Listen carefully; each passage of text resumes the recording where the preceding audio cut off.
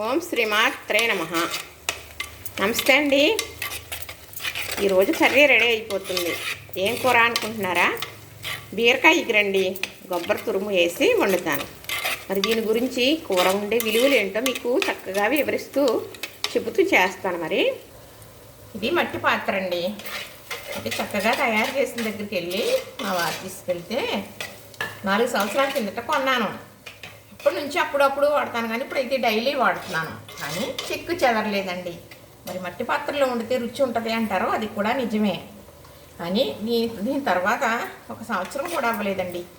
అది కాళ్ళు అయ్యి పట్టుకోవటానికి ఉంది, స్టాండ్ అయ్యి బాగుందనేసి 350 పెట్టి కొన్నాను. అది 2 గంటలు వండేటప్పటికి మట్టు బీటలు వచ్చేసిందండి. ఎర్రగా ఉంటాయి చూసారా, అది తలసరగా ఉంది. మరి అన్నీ అలా ఉంటాయో లేదో నాకు తెలియదు. అంటే దూరపు కుండలో నునుపు అంటారు చూసారా, అది నిజమని మీకు చెబుతున్నాను.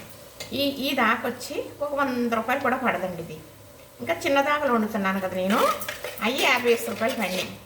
మాకు 100 రూపాయలు పెట్టి 2 దాకలు. అవి రోజు ఏం చేసినా కూడా అడుగంటదో చక్కగా ఉడుకుతున్నాయండి. అయితే ఇందులో ఆరోగ్యం అంటున్నారు కదా అని చేస్తున్నాను. మరి ఇత్తడి గిన్నెలు, రాగి గిన్నెలు కూడా వాడుతున్నారు. మరి దాని కళాయి అనేది ఉంటుంది అన్నమాట. లోపల సేమైన రంగు ఉంటుంది అన్నమాట. అది ఏదో పెన్సిల్ లాగా ఉంటుంది, వేడి చేసి కళాయి చేస్తారు అని చెప్పారు మా వారైతే. మరి నాకైతే చేయటం చూడలేదు, కానీ కళాయి పోయిందనుకోండి ఏది వేసి ఇస్తారంట. అలా కళాయి ఉన్న గిన్నెలు మాత్రమే వాడుకోవాలి. ఇత్తడి గిన్నెలోని, రాగి గిన్నెలోని, కళాయి లేని గిన్నెలో పడితే చాలా ఆరోగ్యానికి మంచిది కాదండి, విషంతో సమానం. చాలామంది ఇత్తడి పాత్రలో చేసేస్తూ ఉంటారు ప్లేన్గా. మరి పులుపు, ఉప్పు వేసేది అలా ఇత్తడి పాత్ర, రాగి పాత్రలో చేయకూడదు. ఇప్పుడు ఈ మట్టి పాత్ర అనుకోండి, దీనికి ఉండే విలువలు ఇంత అంతా కాదు. ఎందుకంటే ఇలా చేసేటప్పుడైనా దీని గురించి చెప్పాలి కదా మీకు నేను. ఇప్పుడు రాగి పాత్ర అయినా ఇత్తడి పాత్ర అయినా దాని కళాయి ఉంది, అందులో వంట చేస్తున్నాం మనం. అయిపోయిన తర్వాత వేరే గిన్నెలోకి తీసేసుకోవాలి. కళాయి అన్నా గిన్నె కదా అని మనం ఉంచకూడదు. ఒకవేళ అలా ఇత్తడి పాత్ర కళాయి ఉన్నది ఇంకో పాత్రలోకి తీసేసామనుకోండి, ఉడికిన దాంట్లో కాకుండా, అప్పుడైనా మంచిదే. అలా ఉంచకూడదు, దానివల్ల మంచిది కాదు అని చెప్పేవారు, పూర్వం చేసేవారు. కాబట్టి ఆ మంచి చెడ్డ తెలుసు అన్నమాట. స్టీల్ పాత్ర ఉందనుకోండి, మనం పొయ్యి మీద పెడితే మాడిపోతుంది, మనం కావాలని కూడా చేసుకుంటున్నాం. ఇంకా పానల్లో అనేది నాన్ స్టిక్ ఉంటుంది కదా, అది కూడా వండిన తర్వాత ఉంచకూడదు, తీసేయాలని చాలామంది చెబుతున్నారు అనుకోండి. అయితే నేను చెప్పేది, ఇప్పుడు ఈ మట్టి పాత్ర ఉందనుకోండి, ఇందులో వండేసిన కూర ఈవేళ ఇప్పుడు కొచ్చావు లేదనుకోండి, రేపుడుకున్న కూర అనేది పాడవ్వదు, కానీ ఇందులోనే ఉంచేసుకొచ్చండి చక్కగా. ఇప్పుడు ఉల్లిపాయ, పచ్చిమిర్చి, బీరకాయ ఎగురు అన్నాను కదా, మరి ఈ బీరకాయ చాలా మంచిదండి ఒంటికి. మరి ఇప్పుడు ఉల్లిపాయ, పచ్చిమిర్చి ఏగినాయి, ఇంత ఏగితే చాలు. బాగా ఏగితే బీరకాయ కూర తీపి వస్తుంది. అందరూ తీపిగా ఉంటే తినలేరు కదా, వేపుడైతే తీపిగా తినవచ్చు. బీరకాయ చాలా రకాలుగా చేసుకోవచ్చు. చక్కగా తెచ్చిన తర్వాత పొట్టు తీసేసి మరేమో ముక్కలుగా కట్ చేసేసాను కదా, ఇప్పుడు వేసేసాను ఇందులో. అయితే బీరకాయ తినాలి, ఎందుకంటే తగినంత నీరు ఒంట్లో ఉంచుతుంది. మరేమో డైజెషన్ ప్రాబ్లం ఉండదు, ఎందుకంటే పీస్ అనేది ఉంటుంది కదా. మరి దీని నుంచి వచ్చిన పొట్టు అస్సలు పాడేయకూడదండి. చాలా రకాలుగా చేసుకోవచ్చు. పూర్వం చేసుకునేటట్టు, ఎప్పుడు చేసేటట్టు కాదు. మరి పొట్టుతో పచ్చడి ఉంటుందండి, చాలా బాగుంటుంది. ఇడ్లీకి మరీ బాగుంటుంది, అట్టుకి కూడా బాగుంటుంది, కానీ ఇడ్లీకి చాలా బాగుంటుంది అన్నమాట. అయితే దాంట్లో కూడా బాగా పీచు అనేది ఎక్కువ ఉంటుంది కాబట్టి మన ఒంటికి మంచిది కాబట్టి తప్పనిసరిగా పొట్టు అనేది పాడైన అవసరం లేదు. అలా పచ్చడి చేసుకున్నాం అనుకోండి. మరి పూర్వం అయితే రైస్లోకే మా అత్తలు అయ్యి రుబ్బి ఇవ్వరండి. ఇప్పుడు చక్కగా మిక్సీ ఉంది, చేసుకోవాలంటే అలా చేసేసుకోవచ్చు. అయితే రుబ్బి ఇవ్వరు, రుబ్బు రోడ్లు అన్నమాట. బీర పొట్టు వేసేసి ఆ పచ్చడి చేసి అలా మాటలు పెట్టాను. అయితే మన వీడియోలు పోయినాయి కదా, ఇప్పుడు మళ్ళా చేసి అయినా అప్పుడు చూసిన వాళ్ళు కాకుండా ఇప్పుడు కొత్తగా చూస్తున్నారు కదా, వారికి కూడా తెలియాలి కదా. ఇప్పుడు బీరకాయ చేస్తున్నారని పచ్చడే చాలామంది. బీరకాయన అవసరం లేదు, దీని వచ్చిన బీర పొట్టు పాడైన అవసరం లేకుండా చేసుకోవచ్చు. అది గొప్ప రుచి, మనకేమో ఆరోగ్యం. ఇదే మీకు చెప్పాలన్నది. ఇప్పుడు నేను చిన్న మసాలా ముద్ద వేస్తున్నాను. ఇందులో పెద్దగా ఘాటు ఉండక్కర్లా. బీరకాయ కూర అంటే కమ్మగా ఉండాలన్నమాట. ధనియాలు, జీలకర్ర, వెల్లుల్లిపాయ, అల్లం 1 స్పూను, ఇది అలానే 1 స్పూను ఉప్పు, 1/2 టీ స్పూన్ కారం, 1/2 టీ స్పూన్ పసుపు. ఇప్పుడు ఇవి కూడా వేసేసాను కదా.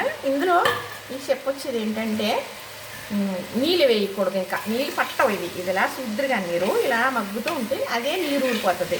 ఆ నీరంతా లాగటానికి కూడా చాలా టైం పట్టేస్తుందండి. ఇలాంటి వీడియో తీయాలంటే చాలా కష్టం నాకు, ఎందుకంటే టైం బోర్డు పట్టేస్తుంది. అప్పుడు సెల్ అనేది వీటెక్కిపోతుంది, అది భయం అన్నమాట. అందుకే మీకు ఇంచుమించు అయిపోయిన తర్వాత చూపిస్తున్నాను. ఇప్పుడు ఇలా వేసాం కదా, చక్కగా మనం మూత పెడితే వాటర్ శుభ్రంగా వాటర్ ఊరిపోతుంది అన్నమాట. ఇందులో పాలు వేసి వండొచ్చు. పాలు వేసి వండితే కూడా చాలా బాగుంటుంది. బాలింత్రాలకని మరి ఏదన్నా సిజరీన్ జరుగుద్ది కదా, ఆపరేషన్ అయ్యిని, అలాంటప్పుడు అయ్యి పచ్చిగా ఎక్కువగా మనకు పెట్టేది ఏంటంటే బీరకాయ, ఎందుకంటే సులువుగా అరుగుతుందని చెప్పి అలాంటప్పుడు పాలేసి వండుతారండి. గసగసాలు నూరి పాలేసి వండితే కమ్మగా ఉంటుంది అన్నమాట. వాళ్ళు కొంచెం కూర ఎక్కువ పెట్టుకుని తినొచ్చు. మరి ఇలా వండుకుంటున్నాం కదా మనం ఇంట్లోకి, ఇందులో వేసుకుంటే పాలు వేయడానికి నీరు ఊరిపోతుంది అంటున్నాను కదా, అయినా కూడా వేసుకోవచ్చు. ఈరోజు అయితే పాలు వేయనండి, కొబ్బరి తురిమి వేస్తాను కొంచెం. మా అమ్మగారు ఇలా వండేవారు, మా అమ్మగారు అండి, మా అమ్మగారు కాదు, ఇలాగా వండేవారు కొబ్బరి తురుము. అయితే ఈ కొబ్బరి తురుము వల్ల పాలు వేస్తే ఎంత కమ్మదనమో కొబ్బరి తురుము కూడా అంత కమ్మదనం వస్తుందన్నమాట. బీరకాయ ఇప్పుడు చేసుకుని ఇలా చేసుకుంటే ఇంకా ఏ కూర జోలికి వెళ్ళరండి. మంచి ఆరోగ్యం, చాలా గొప్ప ఆరోగ్యం ఇది. చూడండి, బీరకాయ కూర తిన్న రోజు పొట్ట కడిగేస్తుందండి. నిజంగా పొట్ట కడిగేసి మొత్తం ఖాళీ అయిపోద్ది పొట్ట, అంత బాగా డైజెషన్ అవుతుంది అనమాట. అందుకే బీరకాయ కూర తింటూ ఉండాలి అంటారు. అంతకనే కాదు, ఇది గొప్ప ఆరోగ్యం కూడా, సులువుగా అరుగుతుంది. అందుకే పచ్చానికి ఎక్కువగా పెడతారన్నమాట. సరే, మీకు చెబుతూ ఉన్నానే అనుకోండి, టైం అనేది ఎక్కువైపోతుంది కదా. ఇప్పుడు ఇందులో కొంచెం కరివేపాకు వేస్తానండి. బీరకాయ ఫ్రై చేస్తే మా పెద్దనడు గారికి ఎంత ఇష్టమో అండి. ఆయన కొత్తగా వచ్చినప్పుడు అలా అన్నారు ఒకసారి, బీరకాయ వేపుడు ఎంత బాగుందంటే, అప్పుడు వచ్చినప్పుడల్లా ఏ కూరన్నా వేపుడు చేసేసి వాళ్ళు, ఏంటి బాగుందంటే ఇంతలా చేసేస్తారా అనేవారైనా. అంటే ఒకటి తీపి గుర్తులు అలా ఉండిపోతాయండి. అది అంతే కదండి, మంచికి మరణం లేదంటారు కదా, అదే. ఇప్పుడు ఇలా దగ్గరికి అవుతుంది కదా, కొబ్బరి తురుము కూడా వేసేస్తాను. ఎందుకంటే కొబ్బరి తురుము వేస్తే కొంచెం అంటుకుంటుంది అనమాట. ఫస్ట్ వేసేసామనుకోండి, దానివల్ల మాడు పడుతుంది ఏ గిన్నె అయినప్పటికీ కూడా. అందుకు కొంచెం మగ్గిక వేసుకుంటే మాడు అనేది రాదనమాట. పొమ్ముని గిన్నె అడుగంటుతుంది అంటారు, అది అనమాట. ఇది వేసాను కదా, కూర చూడటానికి చాలా బాగుంటుందండి. ఇది చాలా మంచిది. కొంచెం ఎక్కువ కూడా కలుపుకోవచ్చు రైస్లో, ఎందుకంటే నేను కొంచెం ఉప్పు కూడా తొక్కు వేస్తానండి. వేసుకుని మేము కొంచెం కూర ఎక్కువ పెట్టుకుంటాం, ఎందుకంటే అవి తినలేని వాళ్ళు కనీసం కూర అన్నం అన్నా కొంచెం శుభ్రంగా తినాలి కదా. అన్నంలో కూర నీటి కానీ ఇలా చేసుకోవడం అలవాటు. ఇందులో కూడా చూశారు కదా, నూనె అనేది ఎంతో వేయలేదు, నేను కొంచెం మాత్రమే వేసాను. ఉల్లిపాయలు వేయించేసాను. కానీ మనం ఇగురు కూర అన్న, పులుసు కూర అన్న తగినంత ఉల్లిపాయ వేసుకోకపోతే రుచి ఉండదండి, గ్రేవీ ఉండదు. గ్రేవీ లేకపోయినా పర్వాలేదని చేస్తారు, కానీ అది రుచి వేరేగా ఉంటుంది. తగినంత ఉల్లిపాయలు ఉంటేనే రుచి ఉంటుంది. ఇది కూడా మీకు చెప్పాలి నేను. చక్కగా దగ్గరికి అయిన తర్వాత మళ్ళీ మీకు నేను చూపిస్తాను. అయిపోయిందేమో చూద్దామా? అయిపోయిందండి. కూర అయితే చాలా బాగుందండి. మరి నీసు తినేవారు ఎండ్రేలు పచ్చిరేలు కూడా వేసుకుని బీరకాయ ఇగురు చేసుకుంటారు, కానీ అంతకన్నా బాగుంటుందండి ఇలా చేసుకుంటేనే, చాలా బాగుంటుంది. ఏదైతేనేమి బీరకాయ అనేది తినడం మంచిది. వేసవికాలం అయితే వాటరు ఉంటుంది కాబట్టి నీరు ఎక్కువ శాతం ఉంటుందని పప్పు బీరకాయ అని, బీరకాయ పులుసు కూడా పెట్టుకుంటారండి. గుత్తి బీరకాయ చేసుకోవాలి. తర్వాత మీకు రాగి పాత్ర, ఇత్తడి పాత్రలో మరి కళాయి ఉన్న పాత్రలో వండితే తిరగబాత తీసేయాలని చెప్పాను కదా. చేవండి పాత్రలో కూడా వండింది అలాగే తీసేయాలండి. ఎందుకంటే మనం కూరలు వండేమనుకోండి, ఉప్పు పులుపు అనేది వేస్తాం కదా, పులుపు వేయలేని కూర అంటే ఉప్పు అయినా వేస్తాం కదా, అలాంటప్పుడు అది తినేస్తుంది అనమాట. అందులో ఉండేవి రిలీజ్ అయ్యి మనకు ఆరోగ్యం చెడిపోతుంది. అందుకు మరి చేవండికి అయితే పప్పు వచ్చేసి గుణం ఉంటుంది అనమాట. అందుకుని వండింది తీసేసి ఇవ్వరు. నాకు తెలిసిన చిన్నతనంలో మట్టి పాత్రలో వాడినప్పటికీ చేవండి తక్కువండి. వండారు అనుకోండి వేరే గిన్నెలోకి తీసేసి ఇవ్వరు. గిన్నెలు అంటే అప్పుడు పింగాణిలాగా, గాజులాగా, మట్టి గిన్నెలాగా ఉండేయండి. నేను మరి కాగితం బుట్టలు పెట్టాను కదా, చక్కగా చూస్తున్నారు, చాలా నచ్చేసింది. కష్టం అందులో కష్టానికి ఫలితం ఉంటుంది అంటారు కదా, అదే మరి. కానీ మరి కాగితం బుట్టలు మొదలు పెడితే ఒక 10 రోజులకు కానీ బుట్టలు అవ్వవు, ఒక 20 రోజులకు కానీ. ఎందుకంటే ఎండలు ఉండాలి. వేసవికాలంలో చేసుకునేవారు, అయ్యే వాడుకునేవారు. ఉల్లిపాయలు వేసుకునేవారు, పచ్చిమిరపకాయలు వేసుకునేవారు, ధాన్యం బియ్యం వేసుకునేవారు. బియ్యంలో రాళ్ళు మరి వడ్లు ఉండేయండి బియ్యంలో. అప్పుడు వాటిల్లో పోసుకుని ఏరుకునేవారు. ఎండలో ఏమన్నా పెట్టాలంటే వాటిల్లో కూడా పోసి పెట్టేవారు అన్నమాట. మరి చెప్పాలి కదా మీకు, నేను 1-2 సార్లు చెబితే ఇలా ఉండేవారా? ఇప్పుడు మనకి ప్లాస్టిక్కి ఉన్నాయి, పింగాణి ఉన్నాయి, గాజు ఉన్నాయి, ఇంకా చాలా రకాలు ఉన్నాయి. 1కి 10 ఉన్నాయి. ఎందుకు? ఆరోగ్యం ఏది ఉన్నదో మనకి తెలుసు, అది నేను అనకూడదండి. అలా అని మట్టి పాత్రలు మనకి ఎక్కడ వస్తాయండి అని అనుకుంటారు. లేదంటే అలాంటి కాగితం బుట్టలు ఎక్కడ వస్తాయి? నిజమే, మరి అందులో బోర్డు కష్టం ఉంది. తట్లో, బుట్టలో, చాట్లో అయ్యేనండి. తాటాకు బుట్టలు కూడా అమ్మ చెయ్యి కొనుక్కునేవారు అన్నమాట. వాటిలో ధాన్యాలు పోసుకుని, బియ్యాలు పోసుకుని అటు ఇటు పట్టుకెళ్ళి మప్పుకోవడానికి సంచుల్లో పోసి మూటలు కట్టుకుని ఉంచుకునేవారంటే అప్పుడు డబ్బాలో. ఇలాంటివి లేవు. చక్కగా కూర అయితే రెడీ అయిపోయింది. చూసారా?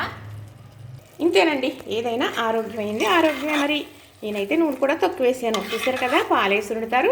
ఇలా నేనైతే కొంచెం కొబ్బరి తురుము వేసి వండే నిగురు. మరి కొబ్బరి తురుము తినకూడదు అంటారు కదా పచ్చానికి, అలాంటప్పుడు పాలేసి వండితే కమ్మగా ఉంటుంది. బీరకాయ ఈగరు ఎలా వండుకున్నా బాగుంటుంది, ఆరోగ్యం. మరి ఇంకేం కావాలి? చూసారు కదా, నచ్చింది కదా. ఇలా చేసేసుకుంటారా మరి? అంటే వర్షాకాలం కదా, అంటే ఇగురు చేశాను. అలానే ఎప్పుడు కూడా చేసుకోవచ్చు.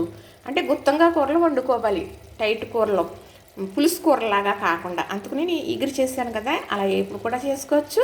తర్వాత కందిపప్పు వేసి వండుకుంటే దాంట్లో ఉండే వేడి, దీంట్లో ఉండే నజ్జు సమానం అయిపోతుంది చక్కగా. చాలా బాగుంటుందండి కందిపప్పు, బీరకాయ కూడా.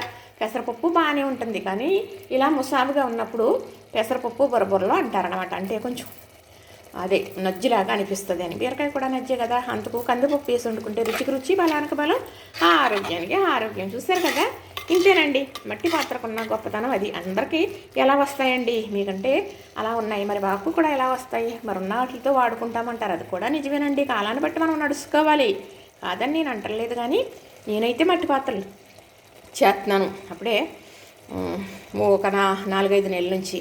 నేనైతే ఈ కొంట మాత్రం 5 సంవత్సరాలు అవుతుందండి దగ్గర. కానీ అప్పుడప్పుడు చేస్తూ ఉంటాను అనుకున్నాను, కానీ ఇప్పుడైతే నిత్యం చేస్తూ ఉన్నాను. చూసారు కదా, నచ్చింది కదా, లైక్ చేయండి, షేర్ చేయండి, సబ్స్క్రైబ్ కూడా చేసేయండి మరి.